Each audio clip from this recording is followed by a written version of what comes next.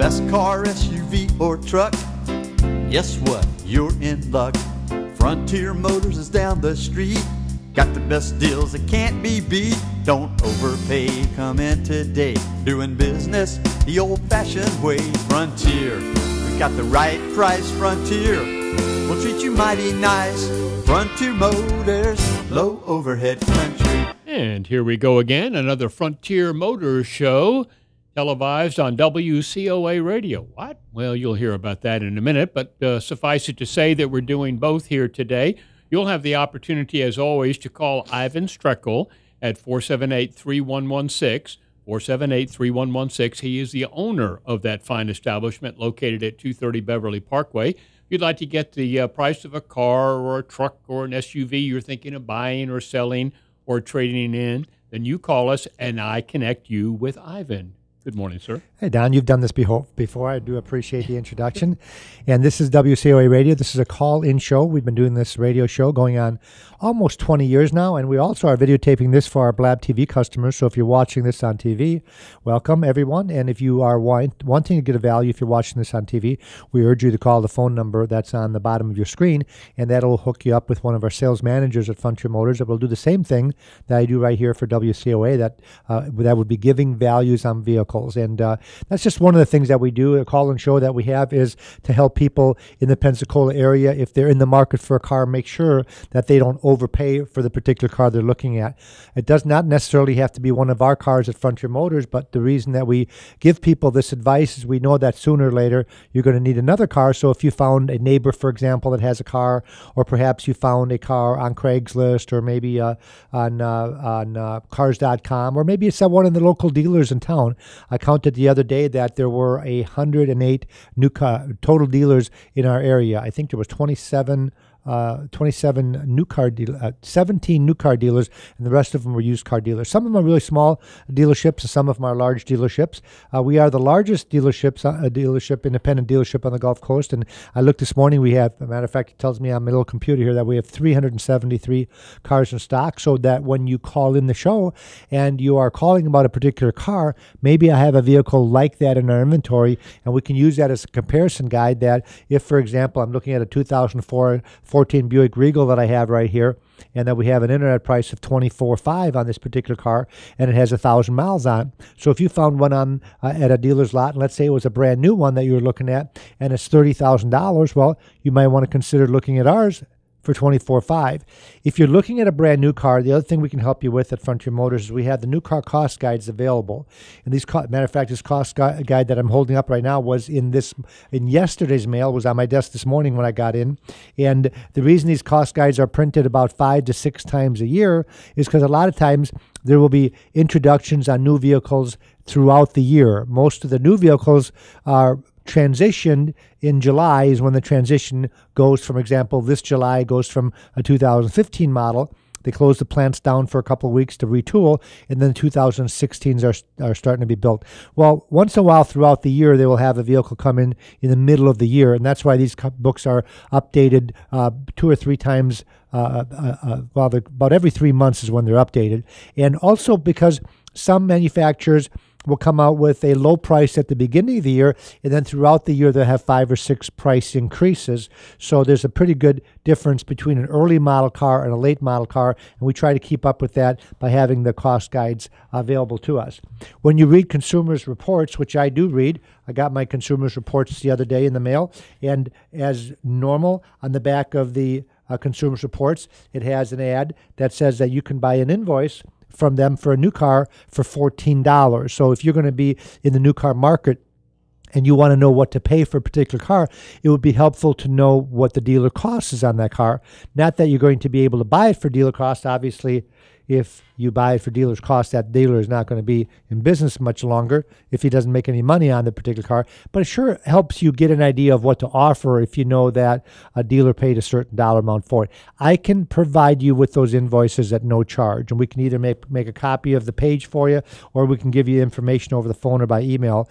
An example, I just opened it up. The first page says a 2015 Kia Forte Coupe. The base model has a retail price of $18,560, has an invoice price of $17,697. That gives me an advantage of knowing that this vehicle is not marked up very much at all. Only has about an $800 markup. So you're not going to be able to get a huge discount on this particular car because the dealer should be making at least $800 or $1,000 when he sells the car. And that's why sometimes when you walk in a dealership, you get a little bit of a shock that there's not a lot of negotiating room. When I got in the car business when I was about 15 years old, I remember when I turned 18, I got promoted into car sales, and the first car I was selling was a Chevy Impala. And I remember the car because it was a $10,000 car and had a $7,500 invoice. So in other words, it had a 25% markup. Well, throughout the years, the manufacturers have cut that margin down to where it's, on some cars, only 4 or 5%. So if it's an $18,000 car, they're not making a lot of money on this car at all. So therefore, what they do is they put a dealer addendum sticker on there. And I don't know if you've ever been on a new car lot. Especially the imports do this a lot because the imports don't have a lot of markup on their cars at all. So the dealer adds equipment at an inflated price, and that's called a dealer addendum. And everybody probably has ever been on a new car lot will see that addendum. And normally it's something like rust proofing, gloss treatment, fabric protection, leather protection, undercoating, pinstriping, etching, or a spoiler, or sunroofs, or tinted glass. The list goes on and on. And what they do is they inflate the price of these accessories that they add on. Some of them are port installed options and some of them are dealer installed options. And the reason they do that is so they can offer you a discount because the general public in the United States is still not used to paying full list. I know Saturn tried that and they were very successful with it for a long period of time, but I still remember talking when I was selling new cars over 20 years ago before I got in the used car business. I still remember people coming back from a Saturn dealership saying, well, I'm not buying from them. And I'd say, well, why not? Well, they won't deal at all. Well, that's their whole claim to fame. What their whole attitude was, and I thought it was a pretty good try at it, was that everybody pays the same. Nobody gets a discount. So if they put a pinstriping on it after they put an addendum for $129, that's what you pay. No discount. That's what their motto was. It did okay for a while, but it never caught on, and it didn't have the other manufacturers jump on board. And if you walk around now, there are some dealerships that are dabbling in this. I know that I know Pensacola Honda does it. They've got their true car pricing or something like that, whatever they call that. There's one price, and I like that because it does make the customer feel better that they know that they're getting a discount on the car, which is different from Saturn. At Pensacola Honda, what they do is they have the same price for everybody, but at least it's discounted. So here's the original price from the window sticker. Here's what we'll do for you, and that's the deal. And that way, you know you're getting a deal on the car. And I do have to say that it's a good way of doing business. I like the way they do that. It gives me an idea of what to do when I sell a 2015 Honda, because if I know their true car price or their lowest price, all I have to do is beat that by several $1,000s, and I can convince people to perhaps buy one with 1,000 to 5,000 miles on. And that's one of the things that we do at Frontier Motors is that when we help people with that advice, and one of the things that we help you with is find out what the new car costs the dealer, so you can know what to pay for it. What we do is we can give you that appraisal on your car so that if you've decided to buy a brand new car, the next thing that I'll do is I'll say, well, make your new car deal, negotiate your best possible price, take advantage of all the rebates and incentives. If they have low financing, take advantage of that. And the next thing you're going to do after that is toss them to the keys for your trade-in and say, now, after all these discounts, what are you going to give me wholesale money for my trade-in?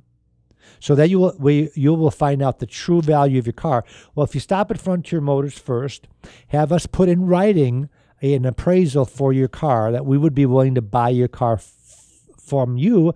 We can either buy it from you or buy it from the dealer you're going to do business with. So if you've decided that you're going to buy a brand new Lexus at Lexus Mobile, and let's say you're looking at a $50,000 car that you've negotiated after rebates and incentives down to $45,000, I'm just using this as an example, of course. Some Lexuses, they are selling at full list. You're not going to get a rebate or incentive. But let's assume that you can get them to knock off $5,000 off of a leftover. Now you have a trade-in, and let's say it's a Ford diesel pickup truck that I've appraised for $30,000. Well, you go over there and you get them to appraise it, and they appraise it for $27,000. And at least now you've got the information knowing that that's not enough. And you can go back to their manager and say, hey, I was just at Frontier Motors in Pensacola, and they're willing to buy my vehicle from me for $30,000. So you've got to do that also. And you know what? I'm not even buying a car from them. I'm buying it from you. If anything, you should give me more than $30,000 for my truck because I'm taking a $50,000 vehicle off your hands. I always find it amazing that our appraisals at Frontier Motors can be more money than the competition, and they're not buying a car from me. And I always think that's kind of interesting. I would think that the place that you're doing business with should pay you more. I always tell a customer that if I give you a wholesale bid on your car, if you decide to buy a car from me, I will always give you a little bit more money to sweeten the pot because you're taking a vehicle off my shelf and I'm adding your vehicle to our shelf. So therefore, I have the ability to make money on 2 transactions, and therefore I will compromise on the price. The other thing, one of the other reasons that you stop at Frontier Motors for that appraisal is a lot of times you might get a low appraisal because the dealer that you're doing business with might not have any need for your vehicle. You know, if you've got a vehicle that's not normally found on their lot, and I use the F-350 diesel truck on a Lexus lot, for example, as is a pretty good example because Lexus is not going to be very excited about a 350 diesel because there's not too many customers going to a Lexus dealership looking for a diesel truck. So therefore, a lot of times you'll get a lower appraisal because they're going to ship that vehicle out to a different broker that takes a little bit of cut of the action, so you get a low appraisal. And sometimes you'll be shocked on how much the difference in the appraisal is. A lot of times it can be more than $2,000 or $3,000, which is quite a bit. And folks, again, I'm offering this service for you whether you buy a car from us or not. And the reason I do this is because I want to get people acquainted with our dealership. I want to get people acquainted with how we do business at the dealership and what sets Frontier Motors apart from all the other dealerships that you go to. And the fact that, if anything, that we do differently is in our used car lot, being a used car lot, is we sell the alternative to new cars. And what happens a lot of times when you come on the lot for that appraisal that I give you, you'll see a car that's very, very new, that still smells like a new car. And I'll give you a couple examples of what I'm talking about. If you're thinking about buying a brand new Wrangler, the dealer to go to, of course, is Hill Kelly Dodge Jeep. They sell Wranglers right there, and I would always urge you to buy locally, and that's our local dealer. And then you look at ours with 1,000 miles on it, and you do a comparison. And if theirs is only $500 more or $1,000 more, I would buy the brand new one. But let's say if I could save you $4,000 or $5,000 on the bottom line pricing, a lot of people, if they can save $5,000, would buy a 1,000-mile car as long as there's no issues with that particular vehicle. We talked about the Buick Regal we have on the lot with 1,000 miles on. We have a Nissan Quest. Sandy Sansing is the Nissan dealership. As a matter of fact, a lot of people don't know that the Nissan dealership in Pensacola is the #1 selling new car dealer in Pensacola. They outsell Toyota and Honda and Chevy and Ford. They do a great job.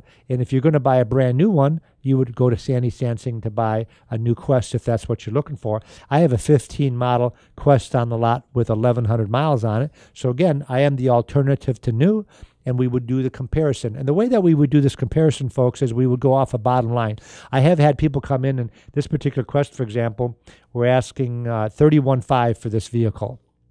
And you might say, well, I saw a new one over there for $31,500. Why would I buy yours? Well, number one, does it have leather interior? Does it have power sliding doors? Is it a base model? That's one of the things you look at.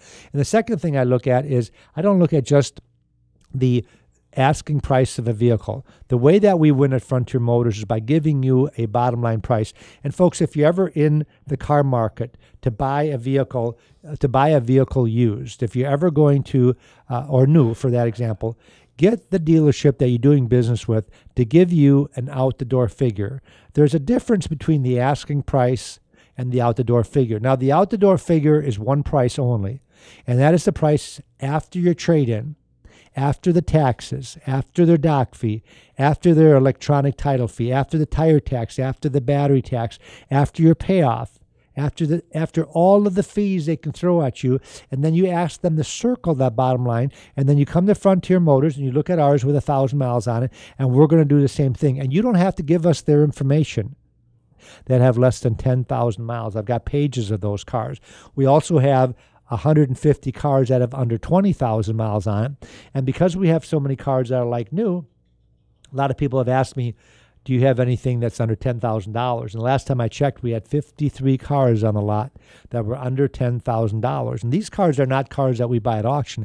These cars are cars that we can talk to the owners. We can make sure that we can find out what they've done to the vehicle. These are trade-ins. These are cars that we've taken on trade on our newer type cars that we put on the lot that have plenty of life left in them, that are more budget-minded for people that are starting out or people that need a second car or just people that aren't car conscious. I can't believe there's people like that out there that don't care what they drive, but there really are people like that.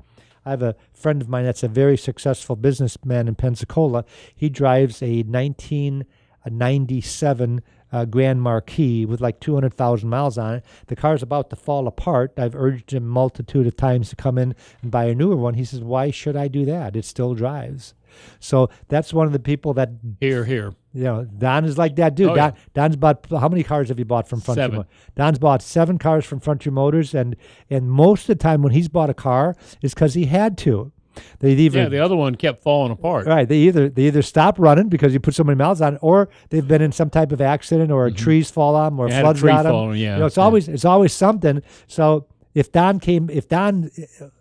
he could, he'd never come back and buy another car because he would just keep driving. And one of the reasons I talk to a lot of customers and I ask them, I know that you're in a financial position to be able to buy a newer car than that. Why don't you? And one of the biggest reasons that I get is they don't like the hassle. They don't like buying a new car. And I'm thinking, like, that should be an exciting time. When you buy a new house, isn't it an exciting time? How come that's different than buying a car? People have no apprehension about going house shopping when they're ready in the market for a house, and they love it. They'll look at 25 different houses, and they love it. They love going to different houses. But who likes going to 25 different dealerships? Nobody. Nobody that I know. I don't even like doing it. I went on Sunday to look at different cars. I had my bicycle, so I actually was, that's not even true. It was on Saturday and dealerships were open, but I had my bicycle and I was going up and down Car City, and I was getting sticker shock. Fortunately, they were not messing with me because I'm on my bicycle, so they're thinking, like, this guy can barely afford a bicycle, much less afford a car. So I was able, one of the cars I went to, Don, you'll get a kick out of this, was at Vince Wibb's, and they had a vehicle on turnstile, and it was an Escalade. And I didn't keep up with the turnstile, but they had an Escalade parked next to it. So I went with my bicycle there. They couldn't see me because they had a sea of cars in there. I'm sure they would have helped me if I needed help. But I looked at the window sticker on this Escalade. It was $200 shy of $100,000. $99,800. And I got sticker shock. I'm still thinking an Escalade is $70,000, which I thought that was pretty darn expensive. I didn't realize that was the base price. And by the time you add on all the trimmings, you're at close to $100,000. And I wonder, now they're not all like that. This was a Platinum, I think, which is our Performance, something like that, which is the top of the line with every power running boards, and who knows, it might even had night vision. I don't know, but I know you can add a lot of stuff on some of these fancy cars and electronic cruise control and things like that. But I still get sticker shock, and I'm in the car business. I still think that $70,000 is a lot for an Escalade. And then when I saw one at $100,000, and I can only imagine the one on the turnstile, the one they were showcasing was, I'm sure, over $100,000. So I just wonder how people do it. You could put down $50,000 in cash and still have a $1,500 car payment. I can't figure out how anybody can afford it anymore. And I guess maybe that's one of the reasons leases are becoming more popular, because it makes more expensive vehicles more affordable. If you can lease a car with no money down for $1,000 a month versus putting $50,000 down and having a $1,500 payment, I guess that would make more sense. But now I know I'm going to the extreme. They have a lot of vehicles that are less than that. So I'm just using that as an example that here I am in the car business and I get that sticker shock. And that's why I am so happy to be in the used car business, because we're going to get our customers to take advantage of that depreciation that happens when you buy that vehicle, drive it off the lot, and for whatever reason you can't either afford it or you don't like it, you need something else. Maybe you lost a job. Maybe there's lots of reasons. Maybe you have health concerns. Maybe there's a lot of reasons why somebody gets rid of a car that has 1,000 miles on it. And I get this all the time. And a lot of time people come in and say, well, I'm here to get an opinion on my trade-in. And I said, okay, so I do that. What are you going to buy? Well, I'm going to buy a new Lexus. And I'm looking at my 15 model Lexus right here that I have on a lot with navigation and backup camera and Bluetooth. It's got 9,000 miles on it. I'm thinking, well, hey, if you're going to go over to Lexus and you're going to buy an RX 350, why don't you look at mine? And a lot of times it's the women that say, nope, honey, we're getting out of here. You got your information on your trade and we're going to go buy a brand new one. And the reason the women seem to be more skeptical that we're selling a bad car. And I get that a lot from customers that ask, and it's usually the women that look at me and say, well, why would somebody get rid of a 15 model with 9,000 miles on it? It must be a lemon. Must be something wrong with it. Well, number one, if it was a lemon, I'd have to tell you. If there was something wrong with it, I'd have to tell you. In other words, if it was flood damage. Oh, and you don't mean you have to tell them because you're a nice guy. No, it's a law. Required. It's a blind law. But actually, Don, it is because I'm a nice guy. You are a nice guy. Even before it was a law, I was telling people if there's something wrong with it. So I'm going to let you know if it's a mileage issue. I'm going to let you know if it's a lemon law buyback. I'm going to let you know if the car's been in a flood. All these things are going to be disclosed. The history reports help. I'm not saying they're 100%. We run a Carfax and an auto check on every vehicle we appraise. All of our vehicles on the lot are unlocked every morning. We have those history reports in the glove box. So the first thing you can do is look at them at your leisure, sit in the passenger seat. They're in the glove box, and you can look at the Carfax and the auto check. Now, why do we run both? A lot of dealerships only run one. I know one major dealership that only runs auto check. I used to be one of them. About 8 years ago, we only ran the auto check. And one reason is because Carfax was obnoxiously too expensive. They thought they were the only history report providers in the nation. So we went with auto check because it gave us the same information, but it's not always the same. And Carfax dropped their prices to where I could afford it, so now I run both. I pay one fee. I can run as many as I want. And these are one of the services. I know I get off track a little bit, but these are one of the services that we offer to our customers is that I can run a Carfax for you on any car out there at no charge because we pay one fee. I can run as many as I want. So if you go to a new car dealership, I'm not going to mention the one I'm talking about. It's a major metropolitan dealership that only runs auto check. And the reason they run auto check is it's still less expensive. They don't want to pay for both of them. Well, we pay for both.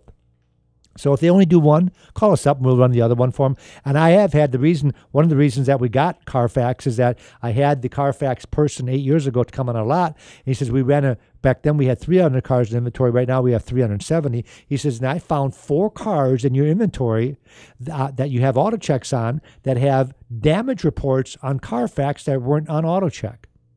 And since then, it's been vice versa. We've had a clean Carfax, but a bad auto check. So what we do is we run both. This is one of the things I'm talking about where we educate people. Don't just get one. Get both of them. We'll run both of them. It's very rare. It's 1 out of 100. And the other thing people ask me about, well, how good are these reports? They're pretty darn good. They're not 100%, but they're pretty darn good. I would say they're probably 95% good. And the reason I say that is sometimes there's a lag of when something happens on a car. I had a customer had a major accident with his car. I'm talking major. It was almost totaled, but they wouldn't total it. And I ran the history report on that vehicle. It was 2 months after the fact. It still hasn't shown up. So if he were to take that car after it was fixed and trade it in somewhere and not tell anybody, it would have a clean report. But while it's in their inventory, it's going to show up. Sometimes it shows up in a week. I've seen it take as long as 4 months. So you got to be careful. And why do you run a history report anyways? One reason I run one is because I want to know if the vehicle's been in an accident. And if it has been an accident, I'd tell you not to buy it. I'm not going to tell you not to buy it. I'm just going to tell you to compensate for what went wrong with it. Diminished value is of a concern, which means that if you have a car that has a major accident, it's going to have some diminished value. By the way, we give you a diminished value letter in writing, which means that we will be one of the only people that I know, other than Alan Turner. I did have Alan Turner did one on a used Hyundai the other day. The customer came in with a letter, so I had to, because I said I'm the only one that does it. I'm not the only one, but we're one of the only ones that puts a diminished value letter in writing that helps you get more money back once your car's been smashed up because the value of the car now has dropped. If it's a minor accident, there's hardly any diminished value. And the nice thing about the new Carfax reports and history reports on auto check that we get, it'll tell you if it's minor. So if it says minor on there, it's going to be almost nothing. So don't bother us with diminished value reports on a minor fender bender. But what if it says moderate or major? What if it says airbags deployed, had to be towed? Well, that could be a big hit in the used car market. That's one of the reasons we run the history reports. The other reason is I want to know where a car came from. Would you be more apt to look out for rust if the vehicle's from New York or Philadelphia or Maine or Colorado or Alaska? Of course you are. It doesn't mean you're not going to buy it, but you might want to check that vehicle out a little bit better. What if the vehicle was in and it showed a lot of issues with that car in the service department? Sometimes the Carfax tells you every time the vehicle was in. I had a vehicle I was looking at the other day that had 2 transmissions replaced within a short period of time. It made me a little bit nervous when I was looking at that car. Now, I'm sure it was fixed properly, but I just didn't like it. I'm going to buy one that hasn't had any issues. History reports are a good thing. You get them for free at Frontier Motors. With 370 cars in inventory, we pretty much have something for everybody. When you go car shopping, for those haters out there that hate going to car dealerships, there's a car dealership you can go to. It's called Frontier Motors, where you can look at every make and model that they make. It's almost like going to an auto show. Because you don't want to, if you're not sure what you want and you want to look at 10 different vehicles, you got to go to 10 different dealers. You have to meet 10 different salespeople, and I'll bet you're going to be talking to 10 different managers that are going to get you 10 different ways at each dealership, which is 100 different ways of getting you to try to make a decision while you're there the first time, because they know that the chances of you coming back are pretty slim. So they crash you with all their courses that they've taken on how to get you to make a decision when you just want to kick some tires and see if you fit in a car. You come to Frontier Motors, you look at 10 different cars. If you're looking at a midsize SUV, you might, and you're looking at a Ford Escape, maybe a Ford Edge, maybe a Ford Explorer. We've got all of those on the lot. Maybe a Honda, if you're looking at a CR-V or maybe a Honda Pilot. How about a Toyota RAV4 or a Highlander or a 4Runner?